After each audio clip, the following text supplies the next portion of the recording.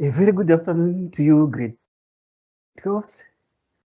Let me join you and welcome you to our grade 12 geography lesson for today. I'm Sid and I'll be standing in for Lloyd.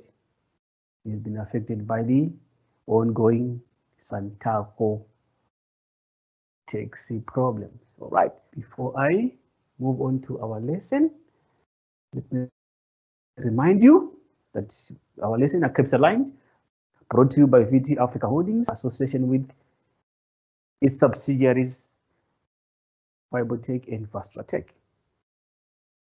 I would invite you to log on today.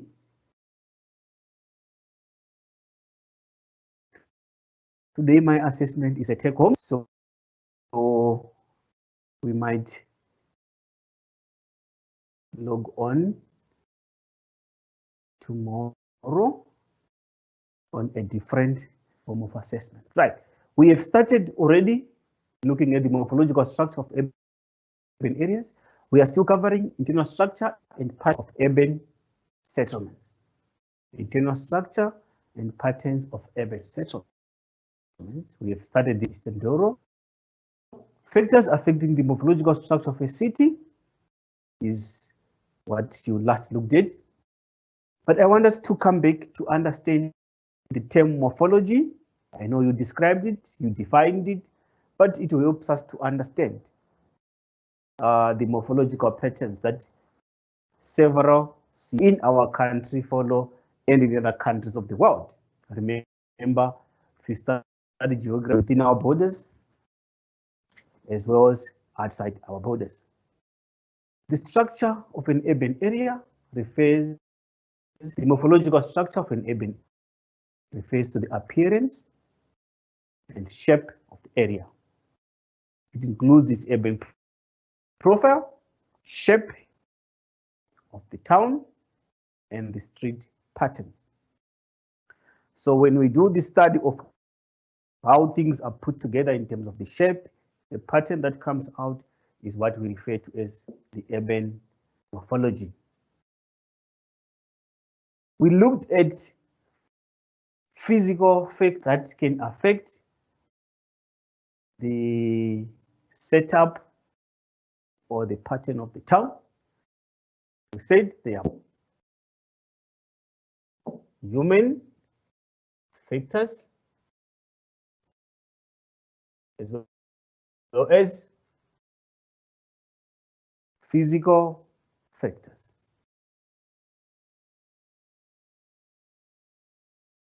Physical and man-made factors that determines the shape of the town, its boundaries, and so forth and so forth.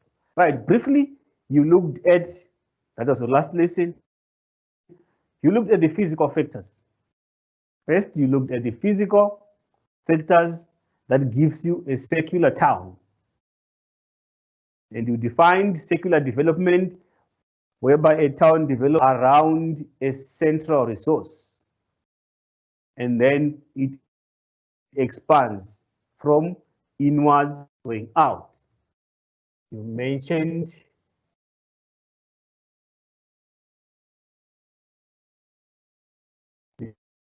this example of a town that is circular in nature. It starts from the center and it expands outwards. You looked at an example of a semicircular, semi, from the term semi, which means if that's a circle, then it follows a semicircular like. We have got a sea here, and then the town develops backwards from the edges of the sea. Remember, when we are always citing or defining examples, we should, when we are defining concepts, we should cite relevant examples of such cities. Semicircular town develops along the coastal line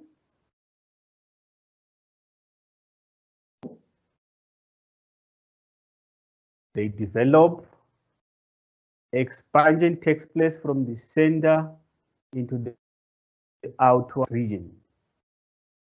So we've got an example of a coastal line, and then it develops from the coast outwards. How do we determine that this city is developing from the coast upwards, or is developing from within the inland outside and being bordered by the coastal line? You should tell me.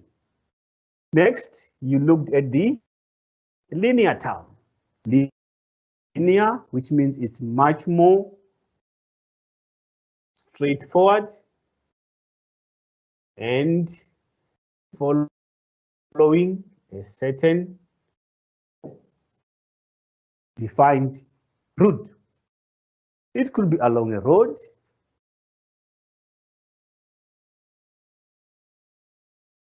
it could be along a river, or it could be between along a road, a river, or between mountain ranges. And expansion takes place parallel to the physical. If you have got a mountain range by the side, another one, you may go into the mountain. Yes, I've seen people developing houses. If you go to Table Mountain, if you go to Cape Town, you see houses protruding from the bottom side of the mountain and building houses. But you can't keep on going higher and higher, unless you're doing tourism, of course, which is a form of development, is fine.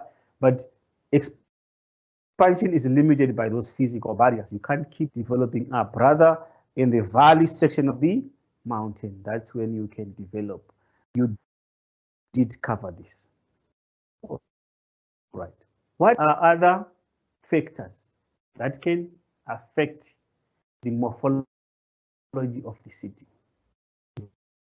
Human-made factors. So today we are continuing. We would also cover the factors, then we would look at the models. So our lesson would also be models that have been developed to define the morphology that our towns follow. So let's remember that.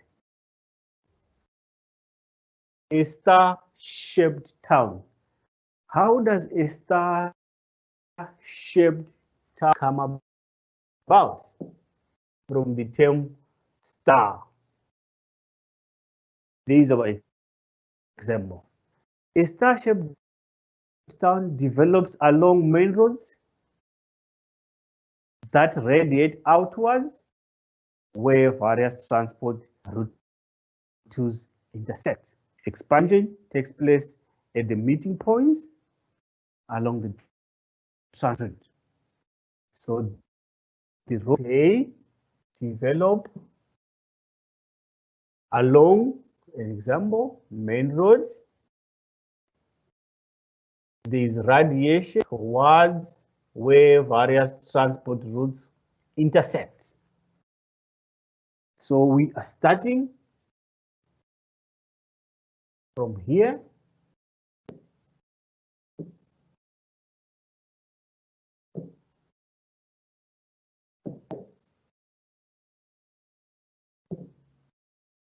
And then expansion takes place at the meeting points along various routes. So the roads come, and then they meet at the center. And we then expand along the intersects, along the parts that are being formed by various sections of the route. So that's where we have our activities on these sections. So by nature of the stars coming in, thus we deduced our name, a star-shaped town. Can you think of any town that follows a star shape?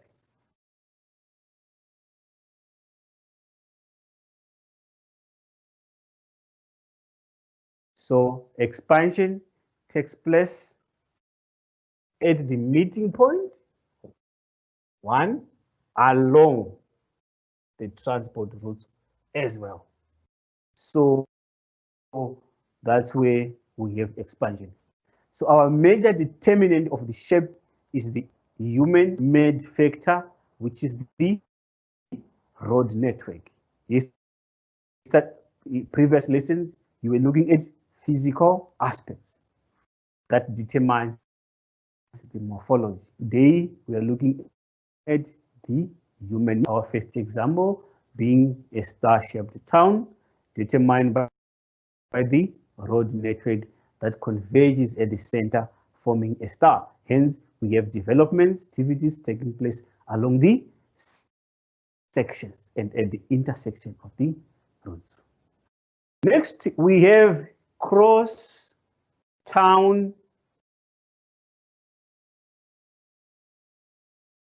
as a factor. Develops along two main roads that intersect. Expansion takes place along the transport roads.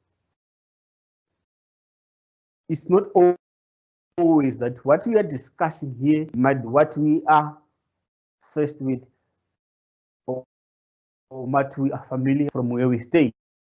We stay in different parts of the country. We stay in urban areas. We stay in formal areas. We stay in informal settlements. We stay in rural areas. We stay in farm areas. But I'm sure from what we have here, you should be able to figure out where exactly you stay and what does a cross-town or a star township look like, even though you are far away from it. Are we together, my great folks? So a cross-town road develops two main roads that intersect. And expansion takes place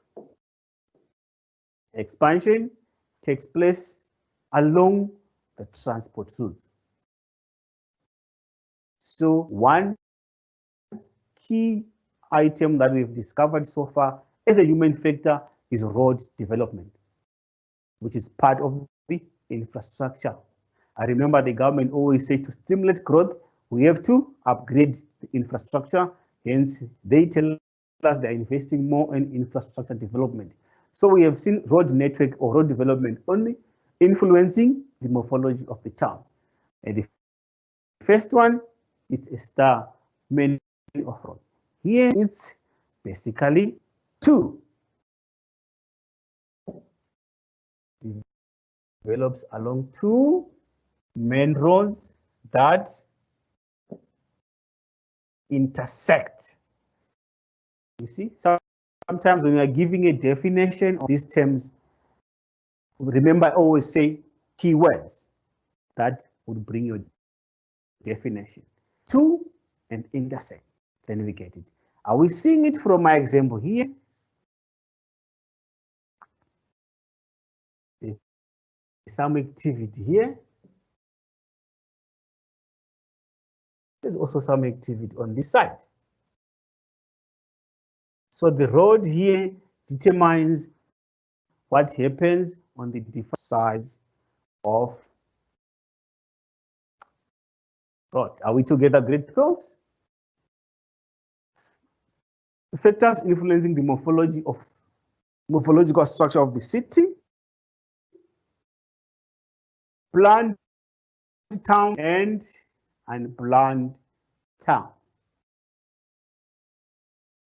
Planning results in settlements developing in a controlled as well as well-structured shape, planned with streets.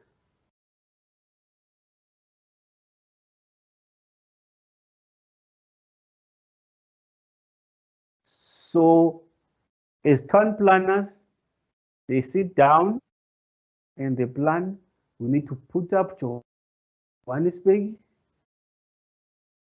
we need to put up the residential settlement, we need to put up the industrial settlements, the light industrial side, the heavy industrial side.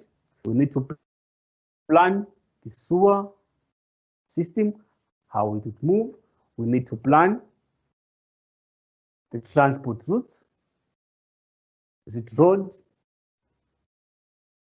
We need to plan railway. We need to plan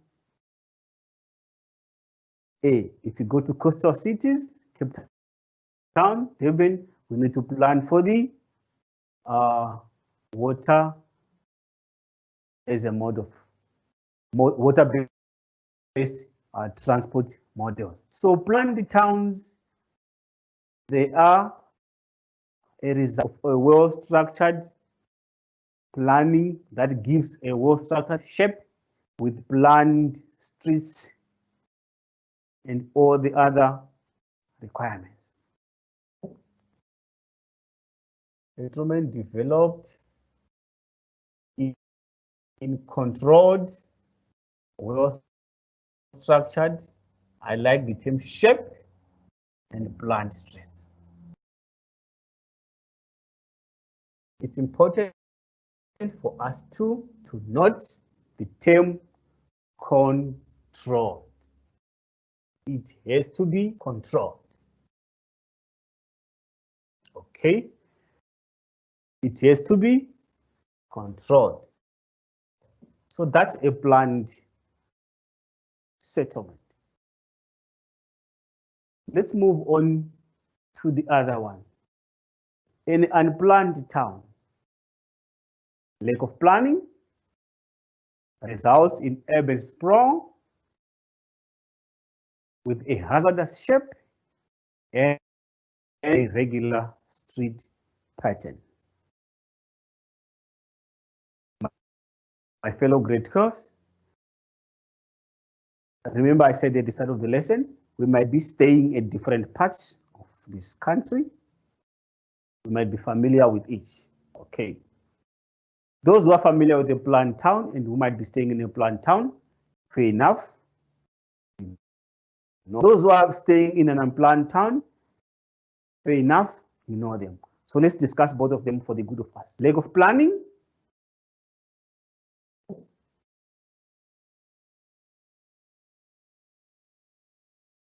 Lack of planning results in urban sprawl with a hazard.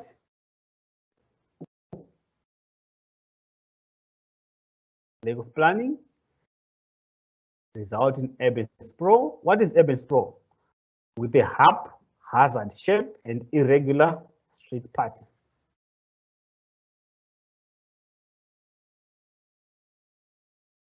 I've got a picture there of a planned town and unplanned town.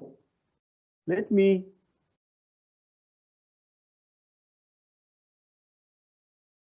have a look. Sorry. Let's take note the differences in the two. Can you give me an example of an unplanned town that you know of?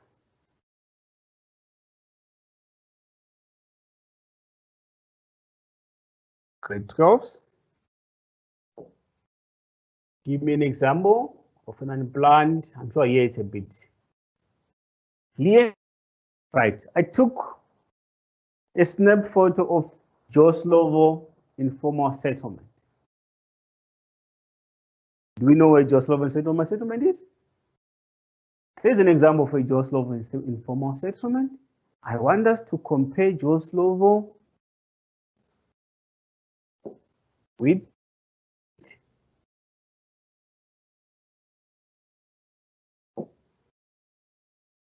let's copy this one too.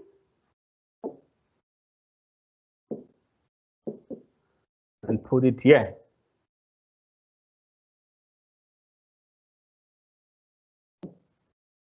I just took another snap of the city of Johannesburg.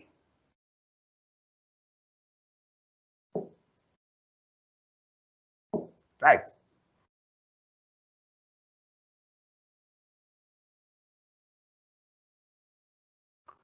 Here are my two cities. Of course, Johannesburg, I took the bigger portion of it. I've taken the part of Randburg or any other settlement. So here you can see we've got tall buildings there by the center. We'll come to them when they're looking at our models. We have houses that are well structured that you can follow. If you come to Jos Slovo, this is a road photos. People seem to be cutting for firewood, looking for some firewood to use. Houses, they are built from a variety of items. I can see planks, wood, roof, plastic sheeting. This one looks like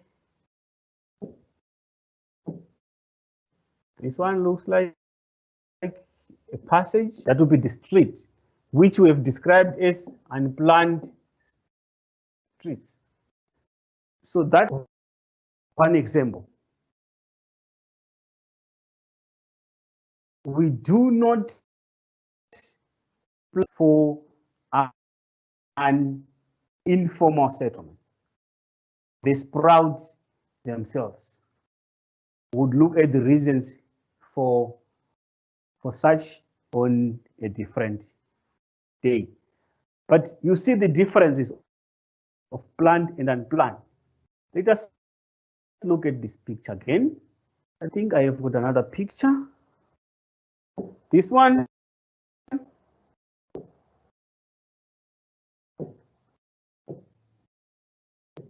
is another picture of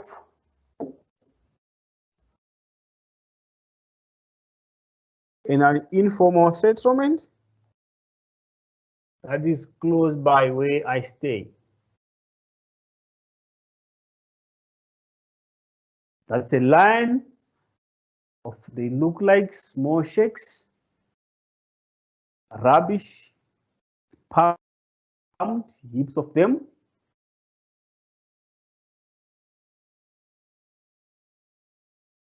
And it's burning.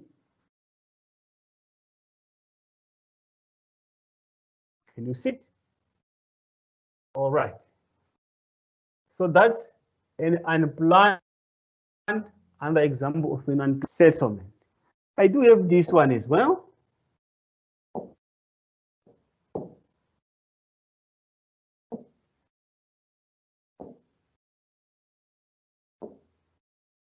This one is also from the Princess Informal Settlement.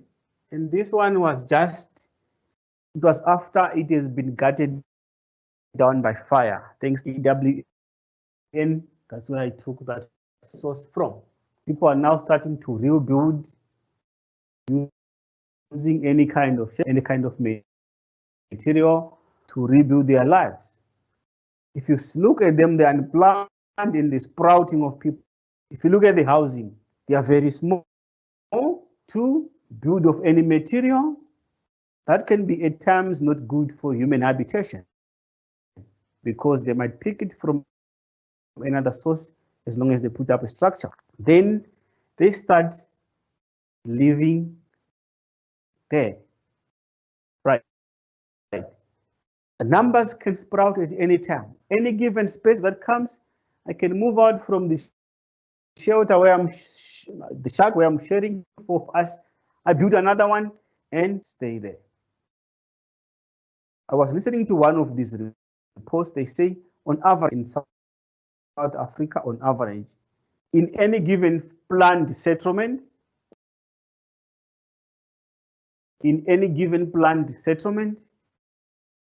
there is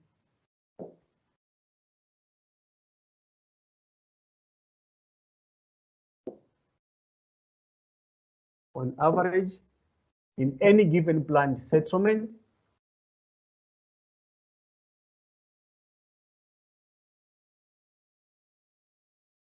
on average I'm shortening. There is at least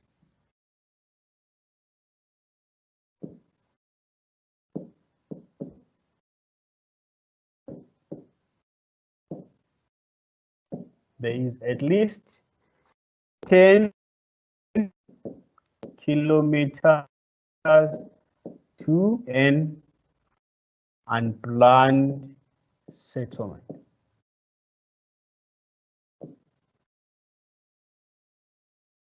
Let me just say town to save time. So no matter where we are, you can verify this. You are allowed to challenge your teacher. So they said on average, from a formal to an informal place, 10 kilometers, you should be in an informal settlement in South Africa. So in other words, the rate at which unplanned settlements are growing,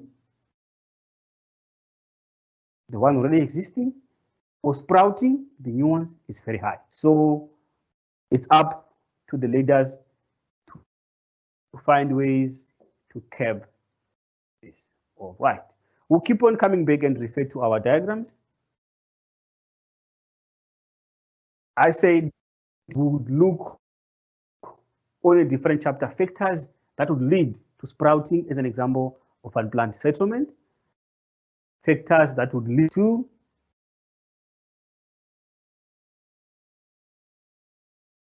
the rising number of unplanned settlement. Right.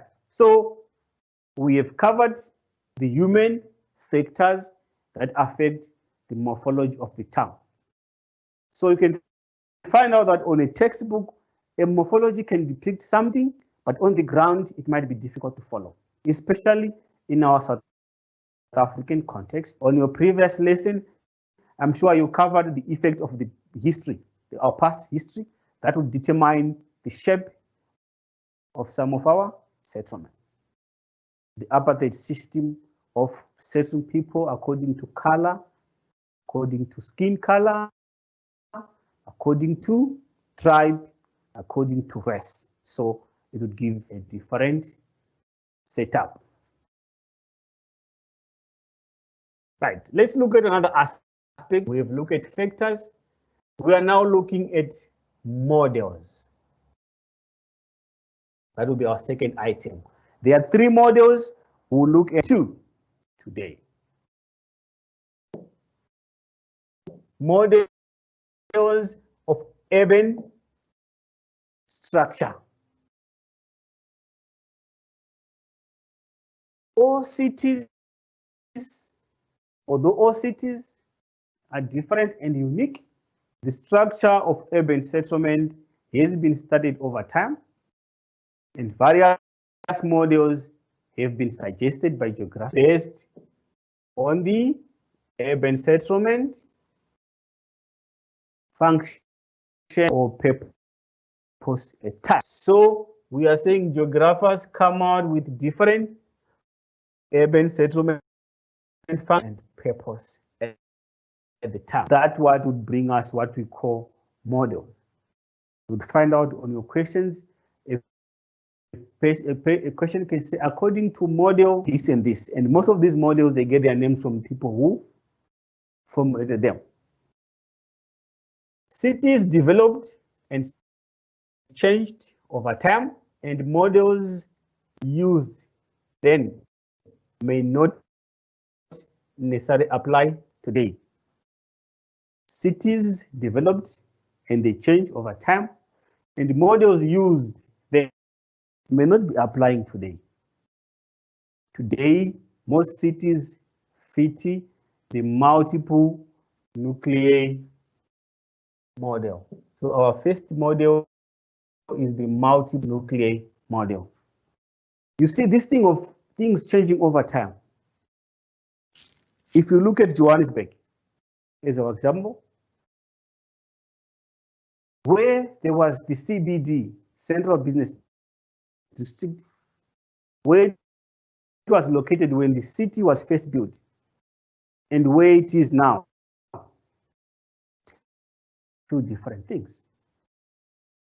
And the activities that are happening in the former CBD now, its location, activities going on there, and where the current CBD is and the current activities are different. So over time, you should note this, city developed and changed over time. And models used by that time may not necessarily apply today for most cities. They now follow a multiple nuclei model. Let's look at the multiple nuclei model. This model of urban structure is used to find and explain general land use patterns. It goes. They are used to find and explain general patterns of land use. Which activity is happening on which part of the city? That's what we are looking at. Which activities are most likely to take place at this part of the city? So the multiple nuclei model is used to find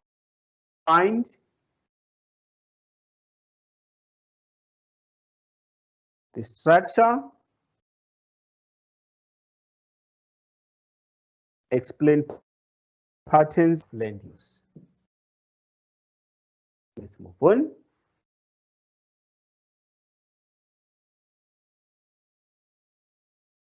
The multiple nuclei model was developed by Harris and Aumann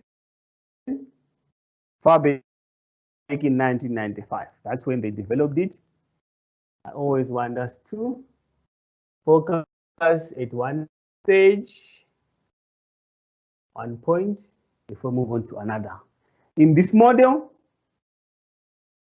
it was suggested that the land use zones develop around specific nuclei or areas of activity depending on the needs of the land use zone.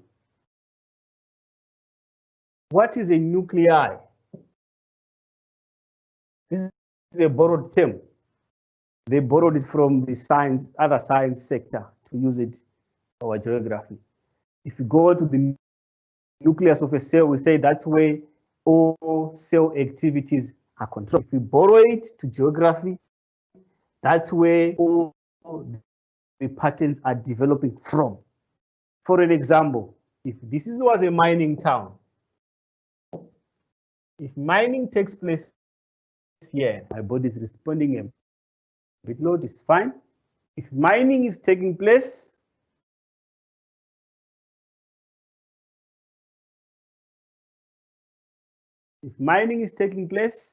here, all right, it goes. There is where mining is taking place. It becomes the nuclei. Why? Because we all now sit or make our residence somewhere here so that we can come here for mining, so that the miners' bosses can build their houses here, so that other people who are interested in mining can come and sit here so that they can offer services to the mine. Subcontractors, you can name. So what determines the establishment of that particular town is the activity that is happening at the nucleus, which is the nuclei. For an example, it could be mining. So it influences whatever that then follows.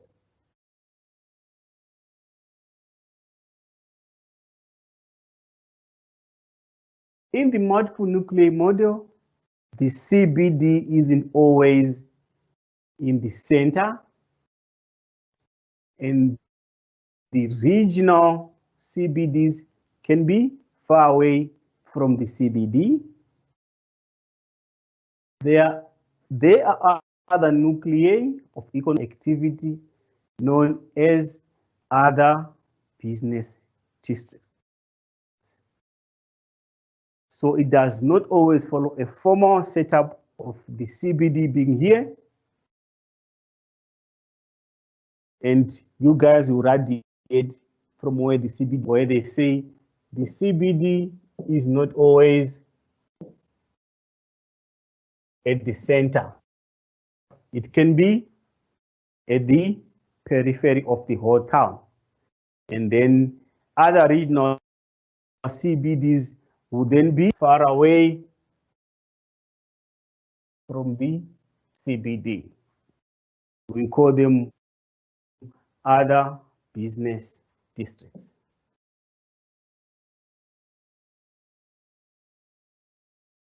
Land use zones such as residential and industrial are placed on the periphery, and other land uses are considered. This is what I said, that taking this as our example of the nuclei where mining takes place. Land use zones, residential and industrial one that might be linked to the mining, are then placed on the periphery. The terminology is very important. Periphery, on the outskirts, on the outer side of the nuclei.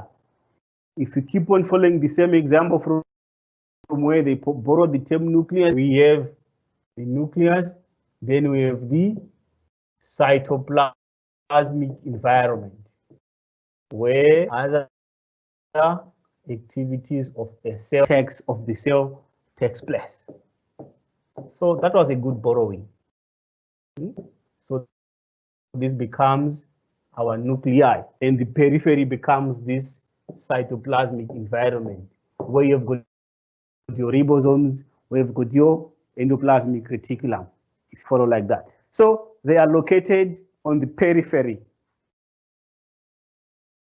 If you are not at the nucleus, you are at the periphery of the nucleus. Can you think of an example of a man that develops that way? All right. So to sum up, to understand the points, let's follow the terminology. Multiple nuclei model. You haven't finished it. I just want to sum up, to summarize the points.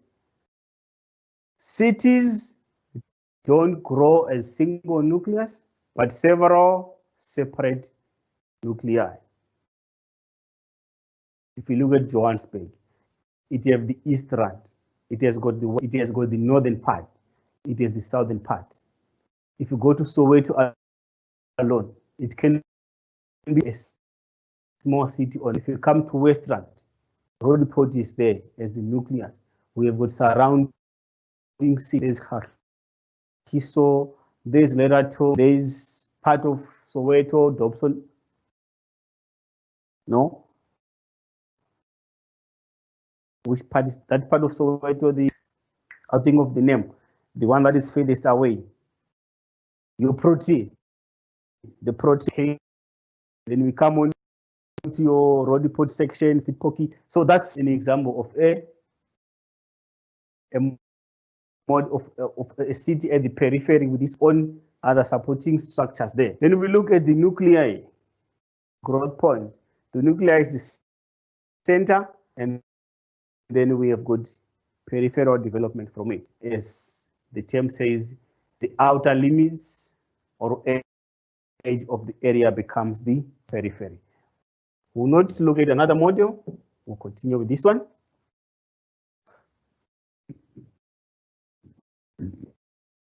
There is an example of the structure of the model for Harris and Alma of the multinuclear model. Let's look at it, and then we'll end there for today.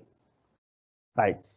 Let's try to see what they've been saying can be depicted on the model. The model has got figures, different shading. Sorry, it has got numbers. Number one, it says the CBD. Number 1 is the CBD. Do we see where the CBD is? This one is more or less at the center. We're fortunate to get it at the center. So there is our CBD. Right. Number 2, wholesale, but the light manufacturing one. That's our wholesale.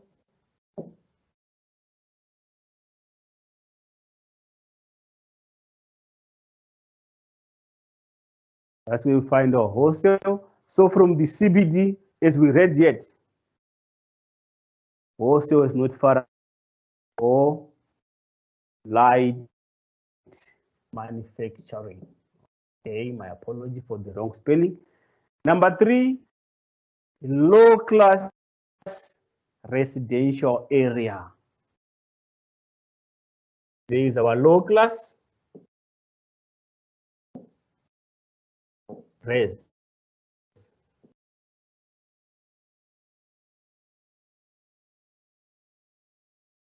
Number 4, medium class residential area. There is medium class. Okay. Number 5, high class residential area. Some use the term high density or low density. Right. So this is also low class. Number 6, we have got heavy manufacturing.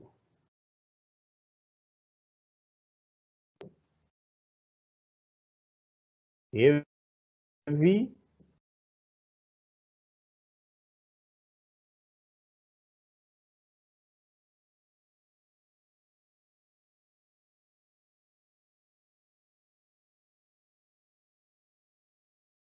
industrial area. Number 7, outlying business district. Where is my number 7? Outlying business district. Okay, outlying business district. This is so nice. There's a lot to discuss here. Number 8, it's just saying residential suburb. Residential suburb, which according to this color, is similar to 5, so it's a high class. We'll discuss it. Let's say it's a high class, and I'm sure it's a high class. We'll see why it's a high class. Good. Number 9, industrial suburb. It's another industrial